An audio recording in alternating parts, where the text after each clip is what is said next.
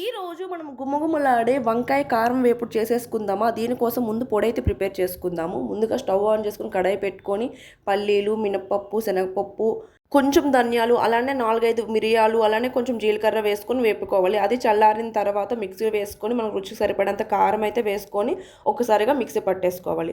అది కాస్త ఆపి ఒక 4, 5 వెల్లుల్లి రబ్బలు అయితే వేసుకొని మళ్ళీ మిక్సీ పెట్టేసుకోవాలి. మన పొడి రెడీ అయిపోయినట్టే దీన్ని పక్కన పెట్టేసుకుందాం.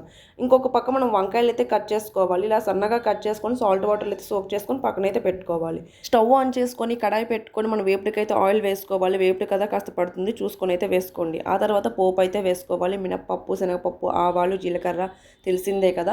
ఆ తర్వాత ఒక ఎండుమిర్చి, కరివేపాకు, కొంచెం ఆనియన్ ముక్కలు, పసుపు, సాల్ట్ వేసుకొని కలుపుకోవాలి. అది కాస్త వేగిన తర్వాత మనం వంకాయ ముక్కలు అయితే అందులో వేసుకొని వేపుకోవాలి. అండ్ దీనికి ఎక్కువ టైం అయితే పడుతుంది, చాలా క్విక్గా అయిపోతుంది. అలానే 5 మినిట్స్కి ఒకసారి చూసుకొని కలుపుకోవాలి. మరీ ఎక్కువ కలిపేయకూడదు. ఇలా ఆయిల్ నుంచి వంకాయ సపరేట్ అయ్యేంత వరకు వేపుకుంటే సరిపోద్ది. ఆ తర్వాత మనం ప్రిపేర్ చేసుకొని పెట్టుకున్న పొడిని అయితే అందులో వేసేసుకొని ఒక్క 2 మినిట్స్ తర్వాత స్టవ్ ఆఫ్ చేసేసుకుంటే మన వంకాయ కారం పొడి రెడీ అయిపోయినట్టే. దీన్ని వేడి వేడి అన్నంలో వేసుకొని తింటే చాలా బాగుంటుంది. నోటికి చాలా రుచిగా అనిపిస్తుంది. మీరు కూడా ఎప్పుడైనా కాస్త నోరు బాగోకపోతే ఒకసారి వెళ్ళి ట్రై చేసేయండి, ఓకేనా? అలానే మన ఛానల్ని సబ్స్క్రైబ్ చేసుకోండి.